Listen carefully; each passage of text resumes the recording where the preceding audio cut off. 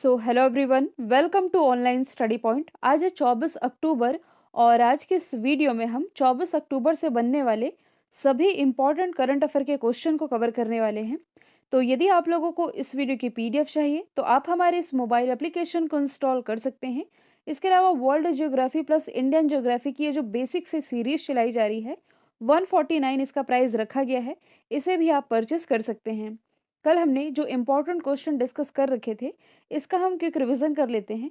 Financial action task force की grey list में लगातार तीसरे वर्ष बरकरार रखा गया है पाकिस्तान को, और अब इसमें तुर्की भी शामिल हो चुका है, जो कि अभी तक पाकिस्तान को बचाता आ रहा था ब्लैक लिस्ट में शामिल होने से। और थॉमस कप ये जीता है इंडोनेशिया ने। थॉमस कप जो कि पुरुषों के बैडमिंटन से रिलेटेड है। उबर कप ये रिलेटेड है महिलाओं के बैडमिंटन से, जो कि जीता है चाइना ने। हाल ही में बाराबाडोज जो कि कैरिबियाई देश है, इसने ब्रिटेन की महारानी एलिजाबेथ को हरा करके अपना पहला राष्ट्रपति चुन लिया है। और हाल ही में साउथ कोरिया ने अपना पहला स्वदेशी अंतरिक्ष रॉकेट नूरी का सफल परीक्षण कर लिया है। माउंट एसो ज्वालामुखी चर्चे में था, इसका विस्फोट जापान में हुआ। मुख्यमंत्री राशन आपके द्वार योजना की शुरुआत मध्य प्रदेश गवर्नमेंट के द्वारा की गई है। रोजगार बाजार 2.0 ये लॉन्च किया गया है दिल्ली गवर्नमेंट के द्वारा। एडिडास की brand ambassador, global brand ambassador Deepika Padukone बनाई गई हैं। और एलेक्सी नवलेली इन्होंने यूरोपीय संघ का सखारोव पुरस्कार जीत लिया है। हकलाना जागरूकता दिवस 22 अक्टूबर को मनाया जाता है। तो चलिए स्टार्ट करते हैं आज का हमारा पहला और इम्पोर्टेंट क्वेश्चन। हाल ही में भारत सरकार की फंडिंग से बने जयनगर कुर्धा रेलवे लिंक को औपचारिक रूप से किस देश को सौंप दिया गया है? तो देखिए, भारत सरकार ने ये जो जयनगर कुर्धा रेलवे लिंक है, जो कि हाल ही में अपने पड़ोसी देश अपने पड़ोसी देश नेपाल को सौंप दी गई है। और ये जो पूरी रेलवे लिंक है, लगभग 35 किलोमीटर इसकी लंबाई है। इसमें पूरी तरह से भारत सरकार का पैसा लगा हुआ है और भारत सरकार ने इसे सौंपा है नेपाल सरकार को। और ये स्टेप इसलिए भी लिया गया है इंडिया के द्वारा, ताकि दोनों देशों के बीच में जो ट्रेड है, यानी कि व्यापार, इसे बढ़ावा मिल सके। हालांकि पहले से ही नेपाल और भारत के संबंध अच्छे रहे हैं, लेकिन वो अलग बात है कि चाइना के भड़काने पर जो नेपाल है ये उल्टी करवट बैठ जाता था। वैसे यदि हम बात करें दोनों देशों के कल्चर की, तो देखिए, दोनों देशों में हिंदू और बौद्ध धर्म मानने वाले लोग रहते हैं। बौद्ध का तो आप ये समझिए कि जो गौतम बुद्ध है, इनका जन्म तो नेपाल में हुआ था, नेपाल के लुम्बिनी में। हालांकि जब वो भारत आए ज्ञान की खोज के लिए, बिहार के बोध गया, ये स्टोरी आप लोगों को मालूम है। ट्रेड में भी भारत नेपाल के संबंध अच्छे रहे हैं। मतलब कि यदि देखा जाए तो भारत ने नेपाल को पारागमन की भी सुविधा प्रोवाइड करा रखी है। पारागमन की सुविधा ये क्या होती है? जैसा कि वर्ड से ही आप कैच करिए, पारगमन यानी कि अपने पार जाने देना। अब कैसे अपने पार जाने देना? तो देखिए, समुद्र मार्ग से यदि देखा जाए, क्योंकि नेपाल के आसपास कोई समुद्र तो है नहीं, तो नेपाल में जो ट्रेड होता है समुद्र मार्ग के माध्यम से, या आप कह सकते हैं कि नेपाल अपने समुद्री व्यापार के लिए भारत का जो कोलकाता पोर्ट है इसका इस्तेमाल करता है। ठीक है, ताकि अन्य देशों से इसकी मजबूती हो सके। तो भारत इसे एक तरह का रास्ता प्रोवाइड करता है, भारत के साथ भी अच्छे संबंध है। इसी क्रम में अब इसने, मतलब कि भारत के द्वारा ये जो रेल लिंक है ये सौंपी गई है नेपाल सरकार को।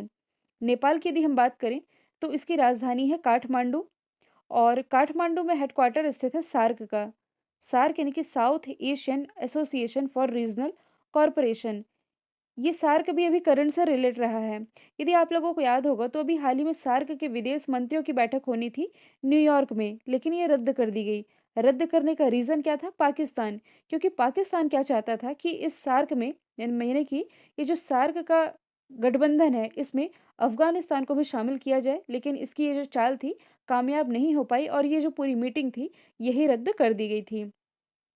नेपाल में ही दुनिया की सबसे ऊंची चोटी माउंट एवरेस्ट ये भी स्थित है, जहां इसे सागर माथा के नाम से जाना जाता है। मैंने कल आप लोगों से दो इम्पोर्टेंट सवाल पूछे थे, देखिए इसका राइट आंसर तो नहीं लिखा है। ग्रीन हाउस का सबसे ज्यादा उत्सर्जन करने वाला देश, तो ये चाइना था, और दूसरे का राइट आंसर इंग्लैंड था। ठीक है, ये मैं लिख दूंगी पीडीएफ में। आप लोगों के लिए आज का सवाल है, दालचीनी की संगठित खेती शुरू करने वाला पहला राज्य कौन बना है? और ऑस्ट्रेलिया में टेस्ट शतक बनाने वाली पहली महिला कौन बनी? दोनों का आंसर आप लोग कमेंट बॉक्स में बताएंगे। अगला क्वेश्चन है, भारतीय अंतर्राष्ट्रीय फ़िल्म फेस्टिवल यानी कि international film festival of India, इसका 52वां एडिशन आयोजित होना है। कौन-सा राज्य इसे होस्ट करेगा? तो हर साल की भाँति इस बार भी इसे गोवा होस्ट करने जा रहा है और ये जो पूरा फ़िल्म फेस्टिवल है, ये 20 से 28 नवंबर तक आयोजित होना है। यहाँ जो हमारे प्रेजेंट टाइम में केंद्रीय सूचना और प्रसारण मंत्री अनुराग ठाकुर, इन्होंने बयान जारी किया और इसमें इन्होंने ये बताया कि इस बार का ये जो अंतर्राष्ट्रीय फिल्म महोत्सव होगा, इसमें भाग लेने के लिए ओटीटी यानी कि ओवर द टॉप इस प्लेटफॉर्म को भी आमंत्रित किया गया है। गोवा की यदि हम बात करें, जो कि क्षेत्रफल की दृष्टि से भारत का सबसे छोटा राज्य है, इसकी राजधानी है पणजी, जो कि मांडवी नदी के किनारे बसी हुई है। मुख्यमंत्री तो ये है प्रमोद सावंत, राज्यपाल हैं पीएस श्रीधरन पिल्लई। गोवा से रिलेटेड एक फैक्ट आप याद रखेंगे, भारत का पहला रेबीज मुक्त राज्य ये भी हाल ही में गोवा ही बना है। सलीम अली बर्ड सेंचुरी ये भी गोवा में ही स्थित है। यदि आप फर्स्ट टाइम चैनल को विजिट कर रहे हैं तो चैनल को आप सब्सक्राइब कर लें, साथ ही बेल आइकन दबाना बिल्कुल ना भूलें ताकि आप लोगों को हमारे सभी नए वीडियो के नोटिफिकेशन सबसे पहले मिल सके। अगला क्वेश्चन है, भारत और किस देश ने खनन और इस्पात क्षेत्र में सहयोग करने के लिए एमओयू पर हस्ताक्षर किए हैं? तो ये समझौता अभी हाल ही में किया गया है भारत और रशिया के बीच में। किस लिए? खनन और इस्पात क्षेत्र में सहभागिता के लिए। कहने का मतलब है कि देखा जाए तो विशेषकर ये जो पूरा समझौता है, ये विशेषकर कोकिंग पर केंद्रित है। कोकिंग ये होता क्या है? तो सबसे पहले आप जान लीजिए कोक। कोक ये ग्रे कलर का टफ और पोरस फ्यूल आप कह सकते हैं, जो कि कोयले से ही बनता है। अब ये कोक बनता कैसा है? तो हवा की अनुपस्थिति में कोयले को गर्म करके ये बनता है। और कोकिंग, एक और वर्ड है कोकिंग। तो जब इंडस्ट्रीज़ में कोयले से कोक बनाया जाता है तब इसे ही कोकिंग कहते हैं। इसका इस्तेमाल स्टील को बनाने के लिए और मेटल को एक्सट्रैक्ट करने के लिए किया जाता है। और वैसे कोक का इस्तेमाल फ्यूल के तौर पर भी किया जाता है और ब्लैक स्मिथिंग यानी कि ये लोहार के काम के लिए भी आता है। और इस क्षेत्र में भारत ने समझौता कर लिया है रशिया के साथ में। और भारत का जो टारगेट है, मतलब कि राष्ट्रीय इस्पात नीति 2017 के तहत भारत का टारगेट 2030 तक 30 करोड़ टन इस्पात का उत्पादन पहुंचाना है और इसी के तहत ये समझौता है अपने ही पड़ोसी रशिया के साथ में। रशिया की यदि हम बात करें तो इसकी कैपिटल है मॉस्को और इसकी जो कैपिटल है मॉस्को, ये यूरोप महाद्वीप के अंतर्गत आती है। ट्रैफिक इंडेक्स में ये टॉप पर रही थी, दूसरे स्थान पर मुंबई थी, भारत की तरफ से ये टॉप पर थी। यहाँ की करेंसी है येन, प्रेसिडेंट है व्लादिमीर पुतिन। और अभी हाल ही में अंतरिक्ष पर फिल्म की शूटिंग करने वाला दुनिया का पहला देश ये रसिया बन चुका है। अगला क्वेश्चन है, वैश्विक पेंशन सूचकांक 2021 में 43 देशों की लिस्ट में भारत को कौन सा स्थान मिला है? तो देखिए, ये जो 43 देशों की लिस्ट जारी की गई, इसमें भारत को 40वां स्थान मिला है, मतलब कि भारत इसमें पीछे से तीसरे स्थान पर रहा है। अब ये पेंशन इंडेक्स कहने का मतलब है कि देखिए, रिटायर्ड होने के बाद जब व्यक्ति को पेंशन मिलना शुरू होती है ताकि वे अपने आगे के जीवन को बेहतर बना सकें, उस मामले में यदि देखा जाए तो भारत की उतनी अच्छी रैंकिंग नहीं है। 43 देशों में ये 40वें स्थान पर है। लेकिन टॉप पर इसमें कौन है? आइसलैंड है, फिर है नीदरलैंड और इसके बाद नॉर्वे का स्थान आता है। इंडिया की रैंकिंग 40वीं है। अब यहाँ मैंने कुछ करंट के इंडेक्स लिखे हैं, जैसे कि आर्थिक स्वतंत्रता सूचकांक 2021, इसमें भारत को 121वां स्थान मिला है। तो इसमें टॉप पर कौन है? टॉप पर है सिंगापुर। यदि हम बात करें हैप्पीनेस इंडेक्स की तो टॉप पर है फिनलैंड और दूसरे नहीं, भारत का स्थान 139वां बताया गया है। इंटेलेक्चुअल प्रॉपर्टी इंडेक्स में भारत 40वें स्थान पर है, टॉप पर यूएसए है। वर्ल्ड प्रेस फ्रीडम इंडेक्स में भारत 142वें स्थान पर है, टॉप पर नॉर्वे है। शांति सूचकांक में टॉप पर है आइसलैंड। भारत की रैंकिंग 135वीं है। ग्लोबल इनोवेशन इंडेक्स में भारत है 46वें स्थान पर और टॉप पर है स्विट्जरलैंड। पासपोर्ट इंडेक्स में भारत है 90 स्थान पर, टॉप पर है जापान। और अभी हाल ही में जो भूख सूचकांक रिलीज किया गया, इसमें भारत 101 स्थान पर रहा है। अगला क्वेश्चन है, हाल ही में केंद्र सरकार ने केंद्रीय कर्मचारियों और पेंशन भोगियों के लिए जो महंगाई भत्ता है, ये कितने प्रतिशत बढ़ाने की घोषणा की है? तो ये बढ़ाकर घोषणा की गई है 3% की, मतलब कि अभी तक जो 28% महंगाई भत्ता मिलता था, ये 3% की बढ़ोतरी के साथ ये अब हो जाएगा 31% का। तो सवाल ये बनता है कि ये महंगाई भत्ता ये होता क्या है? तो कहने का मतलब है कि कर्मचारी की जो बेसिक सैलरी होती है, इसी का एक निश्चित हिस्सा होता है और देश में महँगाई के असर को कम करने के लिए सरकार अपने कर्मचारियों को महँगाई भत्ता देती है और यही जो महँगाई भत्ता है, सरकार के द्वारा अब बढ़ाया गया है 3% का, जो कि अब बढ़ कर के कितनी हो जाएगी? ये हो जाएगी 31% तक की। अगला क्वेश्चन है, हाल ही में रियलमी के ब्रांड एम्बेसडर कौन बने हैं? तो हाल ही में जो क्रिकेटर हैं केएल राहुल ये बन गए हैं रियलमी के ब्रांड एम्बेसडर। रियलमी जो कि एक चाइनीज फ़ोन निर्माता कंपनी है, 2018 में इसकी स्थापना हुई थी। शेंज़ेन चाइना में इसका हेडक्वार्टर है। स्काई ली ये हैं इसके फाउंडर और सीईओ।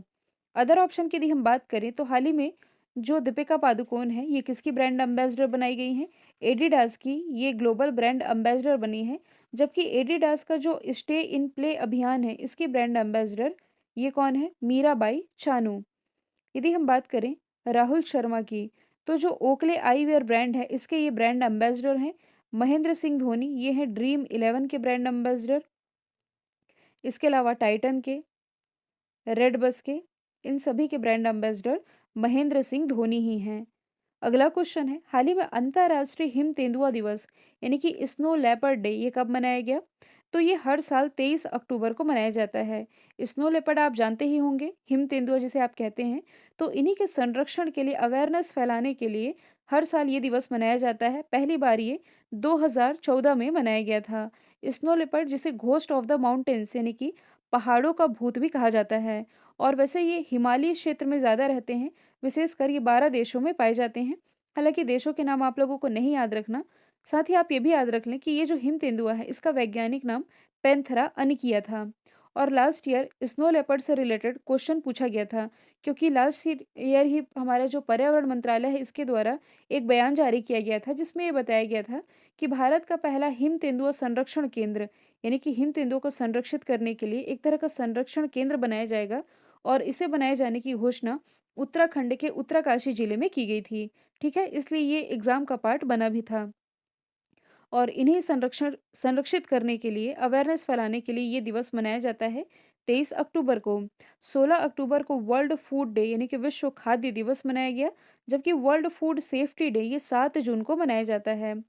17 अक्टूबर को अंतर्राष्ट्रीय गरीबी उन्मूलन दिवस मनाया जाता है और यूनाइटेड नेशन डे ये 24 अक्टूबर को मनाया जाता है, यानी कि आज ही के दिन। अगला क्वेश्चन है, हाल ही में किस कंपनी ने इंडिया ग्रीन एनर्जी अवार्ड जीता है? तो इनमें से जो टीवीएस मोटर है इसने जीत लिया है इंडिया ग्रीन एनर्जी अवार्ड। मतलब कि आप कह सकते हैं कि ग्रीन एनर्जी के उपयोग में इनकी सहभागिता के लिए इन्होंने जो काम किया है इसके लिए इन्हें सम्मानित किया गया है। और जो हमारे सड़क परिवहन राजमार्ग मंत्री हैं नितिन जयराम गडकरी जी, इनके द्वारा इस प्रतिष्ठित अवार्ड से सम्मानित किया गया है टीवीएस मोटर्स को। टीवीएस की स्थापना 1978 में हुई। इसके फाउंडर थे टीवीएस अयंगर और इसका हेडक्वार्टर स्थित है चेन्नई में। सीईओ तो ये हैं, सॉरी, चेयरमैन और एमडी यानी कि सीएमडी हैं इसके वेणु श्रीनिवासन। देखिए टीवीएस के ब्रांड एम्बेसडर ये भी महेंद्र सिंह धोनी ही हैं। साथ ही आप ये भी याद रख लें कि भारत का पहला एथेनॉल से चलने वाली बाइक ये टीवीएस के द्वारा ही लॉन्च की गई थी। ये शायद 2019 में लॉन्च की गई थी और इस बाइक का नाम क्या था? अपाचे आरटीआर 200, जो कि एथेनॉल से चलने वाली पहली बाइक भी थी। अगला क्वेश्चन है, स्टार्स इन माई स्काई। देखिए ये स्काई है, यहाँ इकाई लिखा हुआ है, इसे मैं पीडीएफ में मॉडिफाई कर दूंगी। तो ये जो किताब है ये भी हाल ही में अभिनेत्री दिव्या दत्ता के द्वारा लिखी गई है, स्टार्स इन माई स्काई। ठीक है, और ये जो इनकी किताब है ये अभी 25 अक्टूबर को लॉन्च की जाएगी। इन्होंने इस किताब में अपने व्यक्तिगत अनुभव साझा किए हैं जो कि बॉलीवुड में इनके रहे हैं। बहुत ज़्यादा डिटेल में जानने की ज़रूरत तो है नहीं। दिव्या दत्ता की किताब है स्टार्स इन माई स्काई। यदि हम अदर ऑप्शन की बात करें तो नीना गुप्ता ये भी अभिनेत्री है। इनकी ऑटोबायोग्राफी सच कहूँ तो ये भी हाल ही में लॉन्च हुई। अनुपम खेर, इनकी 2 किताब है, लाइफ टॉट मी अननोइंगली और your best day is today. Chetan Bhagat की 2 किताब जिन पर मूवी भी बन चुकी है, एक तो हाफ गर्लफ्रेंड है, दूसरी टू स्टेट्स। इसके अलावा वन अरेंज्ड मर्डर हाल ही के दिनों में लिखी गई इनकी किताब है। अगला क्वेश्चन है, आईसीसी मेंस टी20 वर्ल्ड कप 2021 का आयोजन किस देश में होगा? तो देखिए आज ही से शुरू होने जा रहा है मौका मौका मतलब कि टी20 वर्ल्ड कप 2021 जिसे होस्ट करेगा यूएई और ओमान यानी कि बोथ ए एंड बी इसका राइट आंसर हो जाएगा। तो इसे होस्ट करता है मतलब कि रेगुलेट करता है आईसीसी। आईसीसी की स्थापना ये की गई थी 1909 में, हेडक्वार्टर दुबई यूएई में है और इसके अध्यक्ष हैं ग्रेग बार्कले जो कि न्यूजीलैंड से हैं। एडिशनल तौर पर आप ये याद रख लें कि इस बार का ये जो टी20 वर्ल्ड कप है इसका ये 7वां एडिशन है। कुछ हम रैंडम रिवीजन कर लेते हैं। देखिए मेडिसिन के क्षेत्र में इस साल का जो नोबेल पुरस्कार है डेविड जूलियस अर्दिम पटापाउटियन ने जीता है। जापान के नए प्राइम मिनिस्टर फूमियो किशिदा बने हैं। और उमोंग नदी भारत की सबसे स्वच्छ नदी है, ये बहती है मेघालय में। डूरंड ट्रॉफी ये जीत ली है गोवा फुटबॉल क्लब ने। और गाय के गोबर का उपयोग कर बिजली का उत्पादन करके अभिनव योजना की शुरुआत छत्तीसगढ़ गवर्नमेंट के द्वारा की गई है। कल तो वैसे मैंने आप लोगों से सवाल नहीं पूछा था, राइट आंसर ऑस्ट्रेलिया ही था। आप लोगों के लिए आज का सवाल है, दुनिया की पहली स्वचालित चालक रहित ट्रेन का अनावरण किस देश में किया गया है? तो इसका जो भी आंसर है कमेंट बॉक्स में बताएंगे। वीडियो यदि पसंद आया है तो लाइक कीजिए, शेयर कीजिए। चैनल को सब्सक्राइब करना बिल्कुल ना भूलें। आज के लिए इतना ही। Thank you so much.